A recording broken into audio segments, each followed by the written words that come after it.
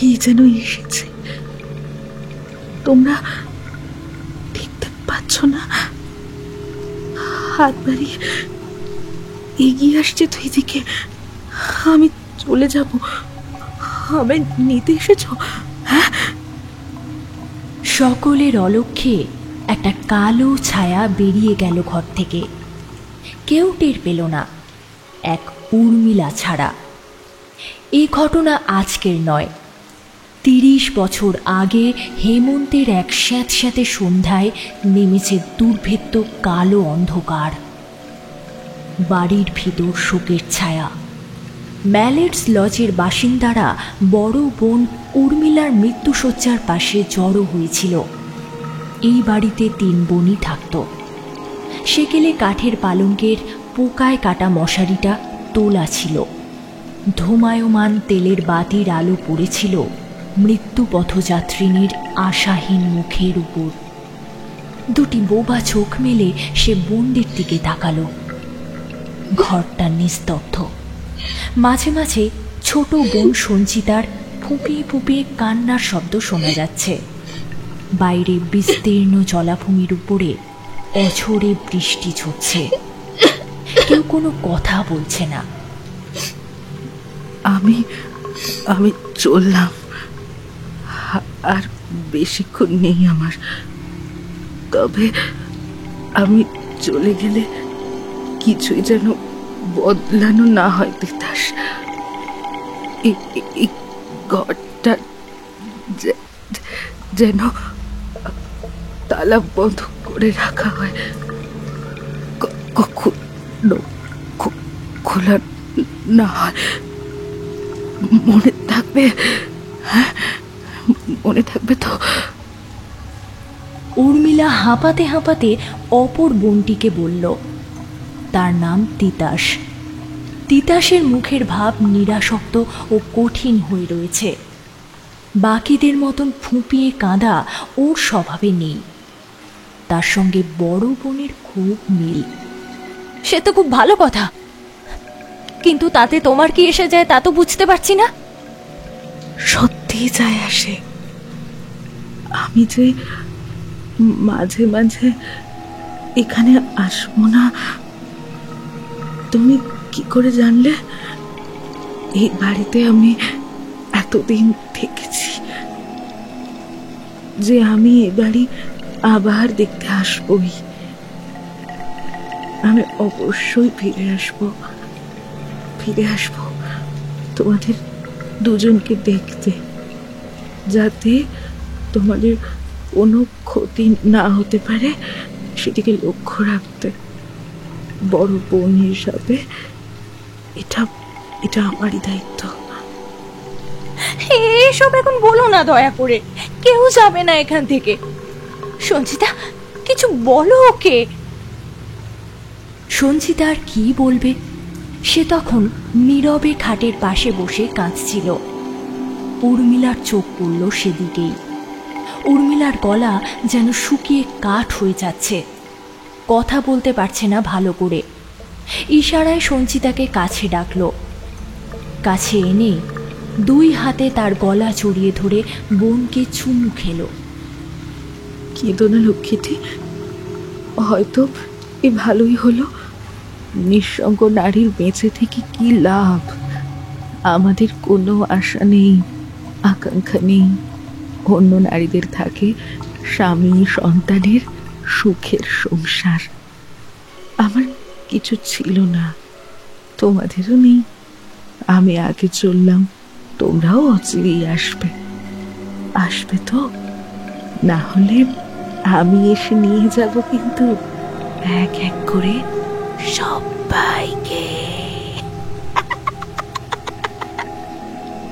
কথাটা বলে কাঁধে ঝাঁকুনি দিয়ে বিকৃত হাসি হাসল সে। সেটা শুনে এই দুঃখের সময়ও বাকিদের শরীর শিউরে উঠল। মৃত্যুশয্যায় শুয়ে থাকা মানুষের মুখে এমন বিকৃত হাসি এর আগে কেউ দেখেছে বলে তো মনে হয় না। ধীরে ধীরে সেই হাসি মিলিয়ে যেতে শুরু করল। কিছুক্ষণ পরে উর্মিলার চোখের ভারী পাতা দুটো ধীরে ধীরে বুজে এলো। আমি চললাম প্রথম, কিন্তু তোমাদের জীবনের মেয়াদ যখন ফুরিয়ে যাবে তখন পর পর তোমাদের দুজনের জন্যই আমি আবার আসব। সেই মুহূর্তে আমি তোমাদের সেই পথ দেখিয়ে নিয়ে যাব যেখানে আজ আমি চলে যাচ্ছি। তার কথার সঙ্গে সঙ্গে কম্পিত দীপশিখাটি নিভে গেল। সেটা হঠাৎ এমনভাবে নিভে গেল যেন কেউ ইচ্ছে করে দ্রুত হাতে সেটাকে নিভিয়ে দিল। গোটা ঘরটা অন্ধকারে ভরে গেল। সে আর নেই। বিছানা থেকে একটা অদ্ভুত দম বন্ধ করা শব্দ এলো। এখন মনে হলো দুটো অদৃশ্য দেহের অবয়ব দরজায় দাঁড়িয়ে সকলের অলক্ষ্যে শীতল হাসি হেসে নিল। আপাতত সেই সূক্ষ্ম অনুভূতি জীবিত মানুষের আর টের পেল না। হঠাৎ বন্ধ হয়ে যাওয়া আলোতে তারা যেন কাঁদতে ভুলে গেছিল। এরপর দুই বোন কাঁপতে কাঁপতে বাতিটা আবার চালালো। সামনে পড়ে আছে দিদির নিথর দেহ। এবার উর্মিলার দেহ কবরে যাওয়ার জন্যই প্রস্তুত। তারা কেউ কাঁদল না তেমন, কেমন যেন বাকরুদ্ধ হয়ে গেছে। তাদের সামনে একটা মৃতদেহ ও কালো দিঘির মতন অন্ধকার। সেই রাত দুই জীবিত বোন একসঙ্গেই কাটালো। পাশের ঘরে রইল গীতা। যে ছায়াচ্ছন্ন সীমান্ত দেশ জীবিত ও মৃতের মধ্যে একটা অপবিত্র সংযোগ রক্ষা করে বলে অনেকের ধারণা, মৃত বোন ছিল সেই দেশের অস্তিত্বে সম্পূর্ণ বিশ্বাসী। ঘুম নেই কারুর চোখে। তিতাসের মনে পড়ল দিদির কথাটা। আমি অবশ্যই ফিরে আসবো তোমাদের দুজনকে দেখতে। সেও মনে মনে দিদির কথা বিশ্বাস করে যে তারা আছে, তারা থেকে যায়। রাত হলে ফিরে ফিরে আসে। ফেরার সময় কাউকে একটা সঙ্গে করে নিয়ে যেতে হয়। ভাবতে ভাবতে বুকটা শিউরে উঠল তার। হঠাৎ মনে হলো ঘরে সত্যিই কেউ আছে। অন্ধকারে এক দৃষ্টে তাকিয়ে ওকেই দেখছে। একটা চাপা অস্বস্তি হতে লাগলো গোটা শরীর জুড়ে। খানিকক্ষণ পরে ভোর হয়ে এলো। সেই ভোরের উজ্জ্বল আলোর সঙ্গে সঙ্গে তাদের সব ভয় দূর হয়ে গেল। ভোরের আলো যখন মৃতদেহের মুখের উপর পড়ল, সেদিকে তাকিয়ে দুই বোনই অবাক হয়ে গেল। এমন একটা শান্তশিষ্ট মুখ দেখে কেমন করে তারা ভয় পেয়েছিল। এরপর দু একদিন কেটে গেল। গ্রাম্য ছুতোরের কারখানা থেকে তৈরি করা সবচাইতে সূক্ষ্ম নকশাকাটা একটা শক্ত কফিনে তার দেহটাকে স্থানান্তরিত করা হলো। তারপর 4 জন বাহক সহ একটা শোভাযাত্রা এলো চার্চে। ধীর পদক্ষেপে বাড়ি ফেরার পথে সঞ্চিতার কাছে দিনটা কেমন যেন অদ্ভুত স্বাদহীন মনে হতে লাগল। বিস্তীর্ণ জলাভূমিটাকে মনে হলো আরো বন্য ও পরিত্যক্ত। সমুদ্রের গর্জন যেন আরো বেশি বিষাদময়। তিতাসের কিন্তু সেরকম কিছুই মনে হলো না। মৃত মহিলার সম্পত্তির বেশিরভাগ সে দিয়ে গেছে সঞ্চিতাকে। তার কপালে যা জুটেছে সেটা পাতে দেওয়ার মতনই না। তাই তার লোভী মন অত্যন্ত বিরক্ত হয়েছে। দিদির মৃত্যুর জন্য বোনের যেরকম দুঃখ জাগা উচিত সেরকম অনুভূতি তার মনে জাগেনি। মনে একটা চাপা রাগের আগুন গড়গড় করছে। টাকা পয়সা নিয়ে চিন্তা করতে করতে বিকেলে বারান্দাতে বসে চা খাচ্ছিল। একটা প্রশ্ন করতে পারি? কি প্রশ্ন? করে ফেলো। দিদি যাওয়ার আগে তো কত কিছু লিখে দিল তোমার নামে। ভেবেছো যে এত টাকা দিয়ে কি করবে? হ্যাঁ, কি আবার করব? যেমন আছে তেমনই থাকবে। আমাদের দুজনের তো বেঁচে থাকবার মতো যথেষ্ট টাকা পয়সা আছে। আমি তো ভাবছিলাম। কি কি কি ভাবছিলে? ও টাকাটা না হয় চ্যারিটিতে দিয়ে দিই। পাশের শহরে খোঁজ নিয়েছি, ওখানের একটা হাসপাতালে কয়েকটা ভালো বেডও নেই। সেগুলোর জন্য যদি এই টাকা দেওয়া যায়, তোমার কি মত? এই জন্যই বলে সবার হাতে সবকিছু থাকা ঠিক না। তোমার মাথাটা কি একেবারেই গেছে? হ্যাঁ, ওই টাকাটা হাসপাতালে দেওয়ার ইচ্ছা যদি উর্মিলা থাকতো তাহলে সে নিজেই দিয়ে যেত। অবাক হয়ে যাচ্ছি, তুমি তার ইচ্ছে মতো কাজ করছো না দেখে সত্যিই অবাক হয়ে যাচ্ছি। তাহলে টাকাটা দিয়ে আমি আর কি করতে পারি? জমাও, টাকাটা জমাও, জমাও, বুঝলে? জমাও, যত জমাবে তত ভালো। না, এটা সম্ভব না। ওই টাকাটা অসুস্থ ছেলে মেয়েদের জন্যই খরচ হবে। তবে মূল টাকায় আমি হাত দেব না। আর আমি যদি তোমার আগে মরি, তো সে টাকাটা তুমিই পাবে। যেমন ইচ্ছে খরচও করতে পারবে। ভালো, খুব ভালো। টাকাটা তুমি যেভাবে খরচ করবে ভাবছো, সেটা আদৌ উর্মিলার ইচ্ছা ছিল বলে আমি বিশ্বাস করি না। আর যে টাকা এত সযত্নে জমিয়ে রেখেছে সেটা তুমি এভাবে উড়িয়ে দিলে সে যে কবরের মধ্যে চুপচাপ থাকবে, তাও আমি বিশ্বাস করি না। যাওয়ার আগে কি বলে গেছে মনে আছে তো? হ্যাঁ, তুমি কি বলতে চাইছো বলো তো?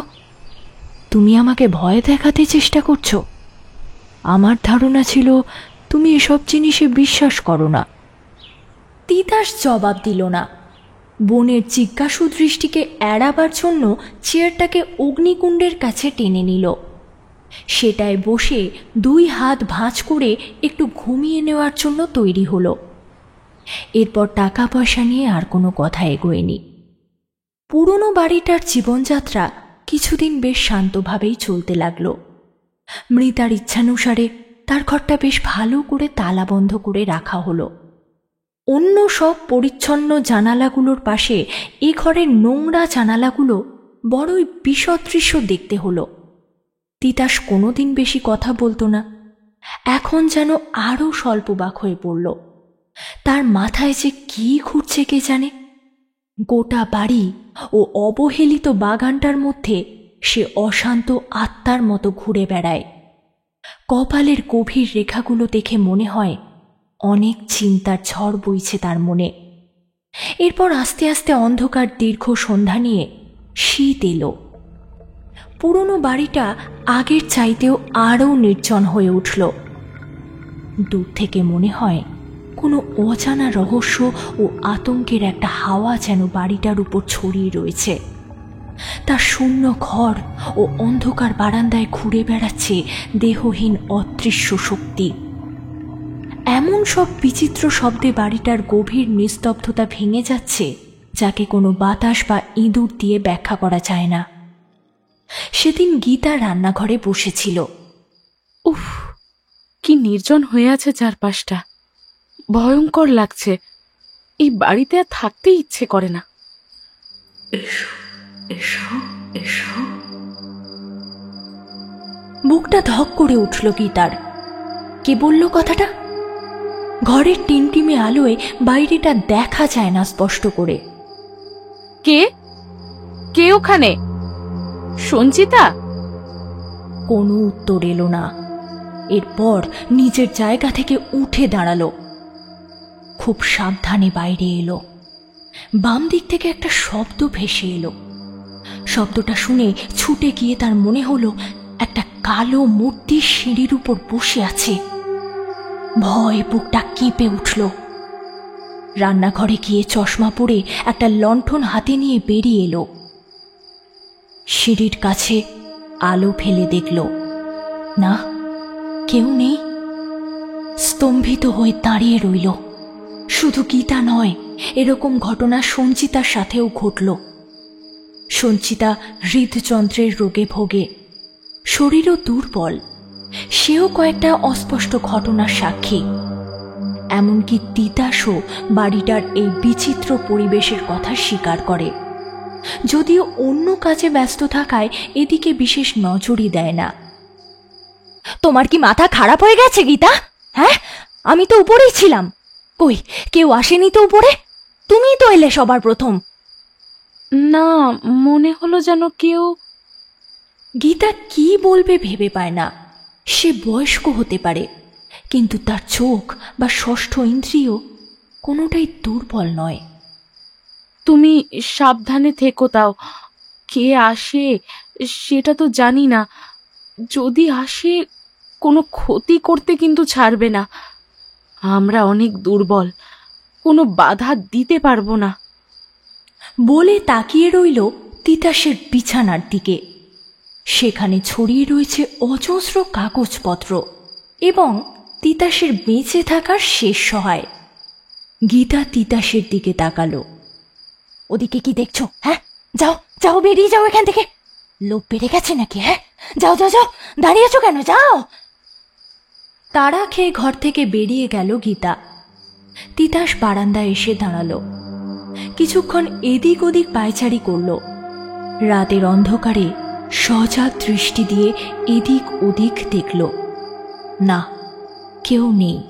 দিদির মৃত্যুর পর থেকে তিতাসের চলাফেরার উপর কোনো রকম বিধিনিষেধই নেই। লোভের বশীভূত হয়ে সে অত্যন্ত কঠোর নিয়মকানুন মেনে চলে।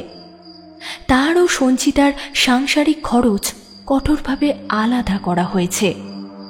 এখন সে খুব সাধারণ খাবার খায়, আর পোশাকের ব্যাপারেও বাড়ির বুড়ো চাকরটি তার তুলনায় সুসজ্জিত। শোবার ঘরে একলা বসে এই কুৎসিত কঠিন দর্শন জীবটি নিজের টাকা পয়সার মধ্যেই ডুবে থাকে। বিছানার উপর সেগুলোর দিকেই তাকিয়েছিল গীতা। তার অবশিষ্ট অর্থের উপর মোহমায়া অনেক বেশি। টাকা পয়সার দিকে এতই নজর যে একটা পোড়া মোমবাতিও জ্বালায় না এই ঘরে।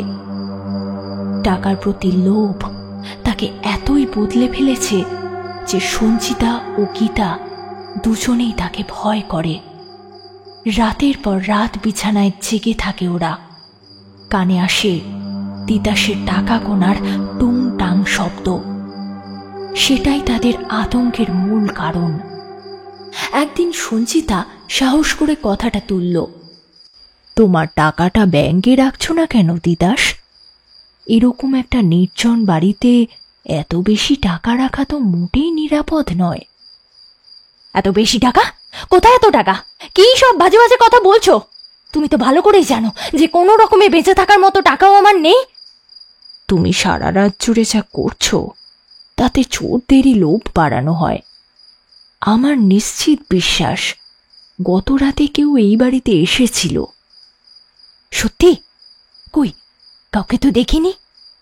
ঢোক গিলে পড়ল সে। আমার তাই ধারণা। কাল রাতে মনে হলো কারা যেন উর্মিলার ঘরে ঢুকল।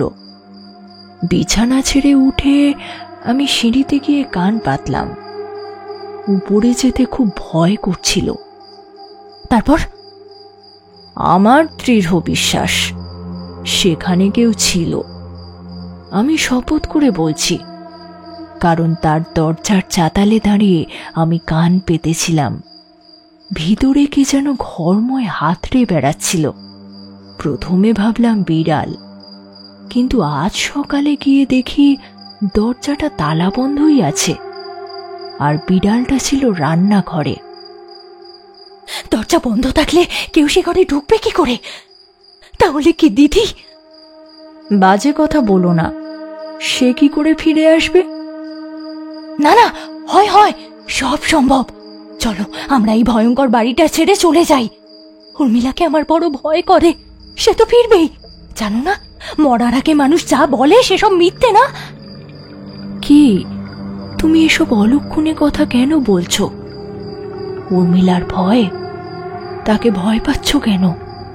সে তো তোমার নিজের দিদি। সে কোন ছোট থেকে তোমাকে লালন পালন করেছে। মৃত্যুর পর কেউ ফিরে আসতে পারে? পারে না বলো? কে বলতে পারে? হয়তো সে এখনো এখানে আসে, ঘুমের মধ্যে তোমাকে দেখা দেয়। এসব কি বলছো তুমি? এটা হয় না। আমায় এই রাতে ভয় দেখিও না। যদি সে আসে, কাল রাতে হয়তো সে তোমার জন্যই এসেছিল। তাকে দেখলেই আমি মরে যাব। সে তো বলেছিল আসবে। মনে হচ্ছে আমার জন্যই সে এসেছিল। ঈশ্বর, আমাকে রক্ষা করো। আমি মরতে বসেছি। কথা বলতে বলতেই তার শরীরটা পাক খেতে লাগলো। তিতাস ধরে ফেলার আগেই সে অজ্ঞান হয়ে মেঝেতে লুটিয়ে পড়ল।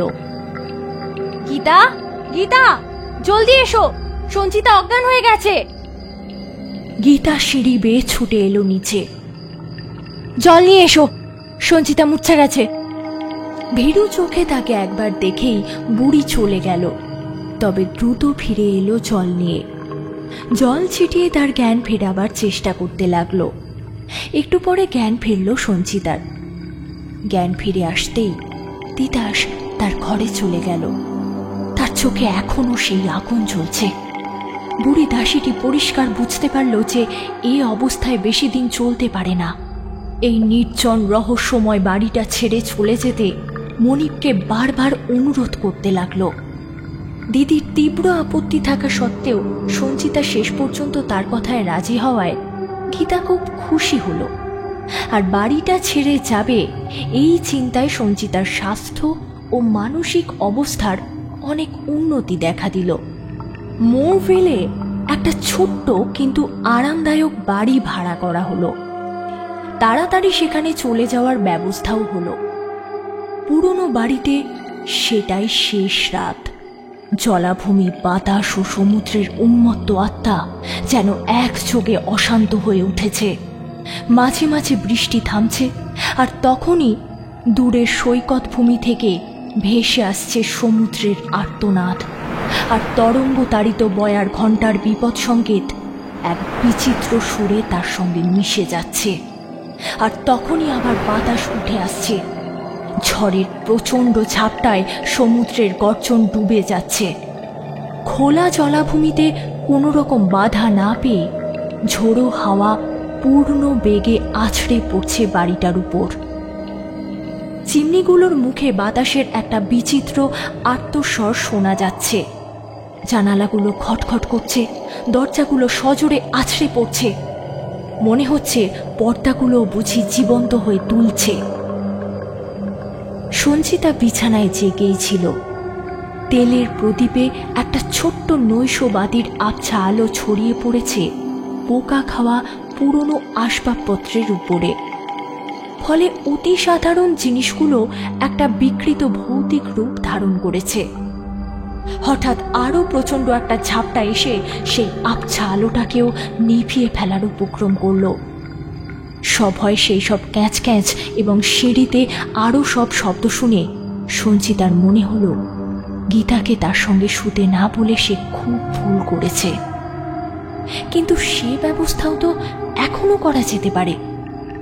তাড়াতাড়ি মেঝেয় নেমে পোশাকের বড় আলমারিটার কাছে গিয়ে সবে ড্রেসিং গাউনটা তুলে নেবে, এমন সময় সিঁড়িতে একটা অভ্রান্ত পদশব্দ শোনা গেল। তার কাঁপা আঙুল থেকে পোশাকটা পড়ে গেল। বুকের ভিতরটা ঢিপ ঢিপ করে উঠল। সে আবার বিছানায় ফিরে গেল। সব শব্দ থেমে গেল। গভীর নিস্তব্ধতা নেমে এলো। অনেক চেষ্টা করেও সঞ্চিতা সেই নিস্তব্ধতা ভাঙতে পারল না। বাতাসের একটা প্রবল ঝাপটায় জানালাগুলো কেঁপে উঠল। বাতিটাও প্রায় নিভে যাওয়ার উপক্রম হলো। আগুনের শিখাটা যখন আবার স্থির হয়ে চলে উঠল, তখন সে দেখল দরজাটা ধীরে ধীরে খুলে যাচ্ছে, আর একটা হাতের বড় ছায়া পড়েছে দেওয়াল কাগজের উপর। তবু তার জিভে একটাও শব্দ উচ্চারিত হলো না। দরজাটা সশব্দে খুলে গেল। জোব্বা ঢাকা একটা মূর্তি ঘরে ঢুকল। অবর্ণনীয় আতঙ্কের সঙ্গে সঞ্চিতা দেখল মৃতা উর্মিলার তোয়ালে চড়ানো মুখটা তার দিকে তাকিয়ে ভয়ঙ্করভাবে হাসছে। জীবনের শেষ প্রান্তে দাঁড়িয়ে উদ্ধারের আশায় সে তার ম্লান চোখ দুটি মেলে উপরের দিকে তাকালো। মূর্তিটা নিঃশব্দে এগিয়ে এসে তার ভুরুর উপরে ঠান্ডা হাতটা রাখল। আর সঞ্চিতার আত্মা একটা উন্মাদ চিৎকার করে দেহটা ছেড়ে চলে গেল অনন্তের পথে। চিৎকার শুনে মাথার ঘুম ভেঙে গেল। ভয় কাঁপতে কাঁপতে সে দরজার দিকে ছুটে গেল। তার আতঙ্কিত দৃষ্টি পড়ল বিছানার উপর ঝুঁকে দাঁড়িয়ে থাকা মূর্তিটার উপর। তার চোখের সামনেই মূর্তিটা ধীরে ধীরে মাথার টুপি ও তোয়ালিটা খুলে ফেলল। বেরিয়ে পড়ল তিতাসের পুরো মুখটা। ভয় ও ভয়ের মিশ্র অনুভূতিতে তার মুখটা এত বেশি বিকৃত হয়ে উঠেছে যে গীতা চিনতেই পারল না। বুড়ির ছায়াটা দেওয়ালের উপর দেখতে পেয়ে তিতাস ভয়ঙ্কর গলায় চিৎকার করে বলল, কে ওখানে? মনে হলো যেন একটা চিৎকার শুনতে পেলাম। কেউ কি ডেকেছে? হ্যাঁ, সঞ্চিতা ডাকছিল। আমিও চিৎকার শুনে ছুটে এসেছি। ওকে এমন অদ্ভুত দেখাচ্ছে কেন? ও কি মূর্ছা গেছে? এ কি, ও কথা বলছে না কেন? সঞ্চিতা, সোনা সোনা, আমার কথা বলো সঞ্চিতা।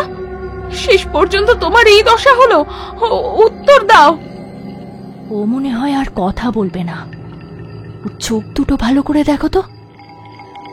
দেখে মনে হচ্ছে ও তো আতঙ্কেই মারা গেছে। দুটো চোখে এখনো আতঙ্ক লেখা রয়েছে।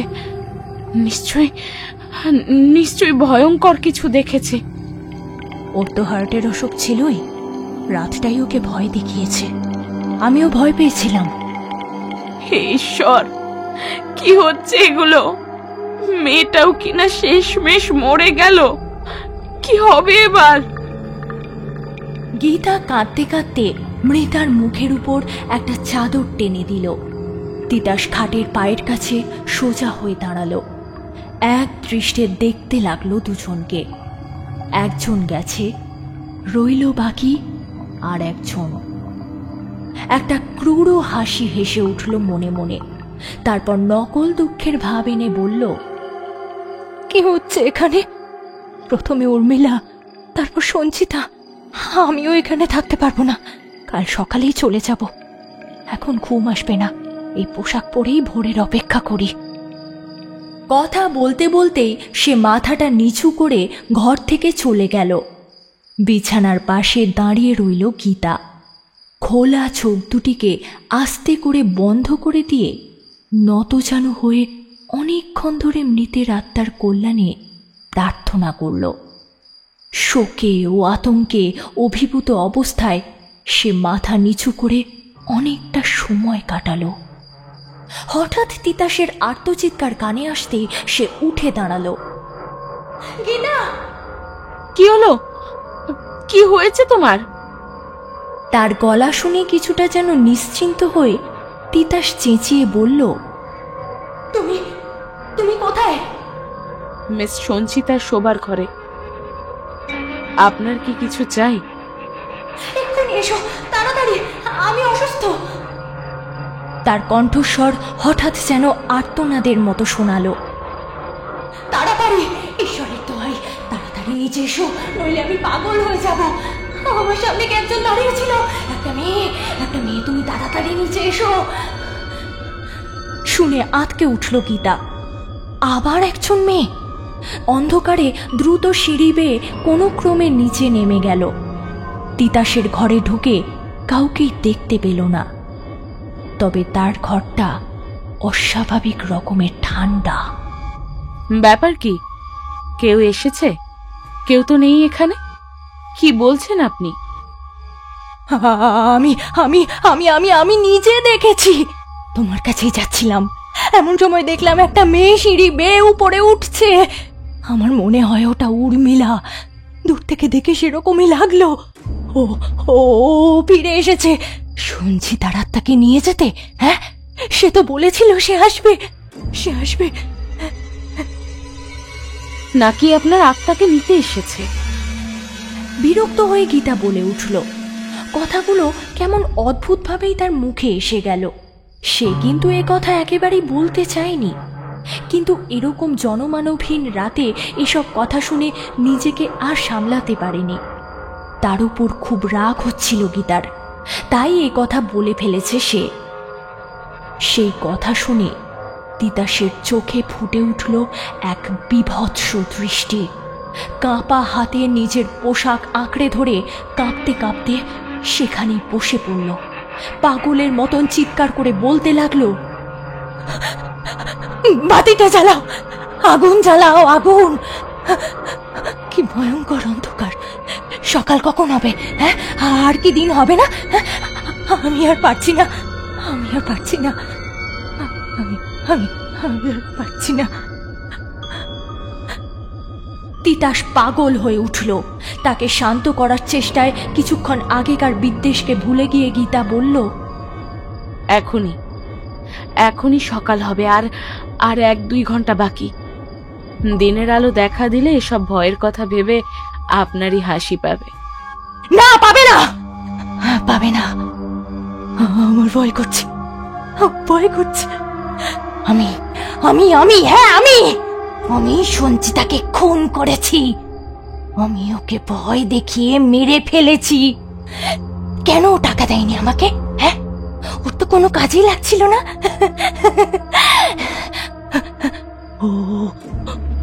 ওই দেখো, ওই দেখো। তার চোখের দৃষ্টি অনুসরণ করে গীতা সভয় দরজার দিকে তাকালো, কিন্তু কিছুই দেখতে পেল না। তিতাসের শেষ কথাটুকু তার কানে যেন বজ্রের মতন আঘাত করল। তবে তিতাস বলে চলল, ওই তো উর্মিলা, উর্মিলা কাছে আসবে না, আমার কাছে আসবে না, আমার কাছে আসবে না। ওকে দূরে সরিয়ে রাখো, দূরে সরিয়ে রাখো, দূরে সরিয়ে রাখো। কোন অজ্ঞাত ইন্দ্রিয়ের দ্বারা ঘরের মধ্যে একটি তৃতীয় ব্যক্তির উপস্থিতি অনুভব করে গীতা। সেই অদৃশ্য মহিলা এক পা করে এগিয়ে তিতাসের সামনে এসে দাঁড়ালো। ছাড়ো আমায়, ছাড়ো বলছি। আমি যেতে চাই না, আমি চাই না যেতে, আমি চাই না যেতে।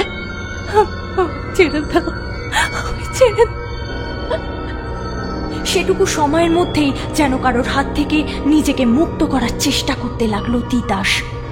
জোরে জোরে নিজের 2 হাত দোলাতে থাকলো। তার দম যেন আটকে আসছে। হঠাৎ তিতাস তার সামনেই মেঝেতে পড়ে গেল। শরীরে প্রাণ নেই। গীতার মনে যেটুকু সাহস ছিল সব এবার ফুরিয়ে গেল। সেই ঘরে আর এক মুহূর্ত দাঁড়ালো না সে। এই মৃত্যু ও রহস্যের পুরী থেকে এবার পালাতেই হবে। ভয়ে গলা শুকিয়ে গেছে তার। প্রচন্ড চিৎকার করে সে ছুটে ঘর থেকে বেরিয়ে গেল। এতদিন আটকা থাকায় বড় দরজার হুড়কোগুলো শক্ত হয়ে গেছে।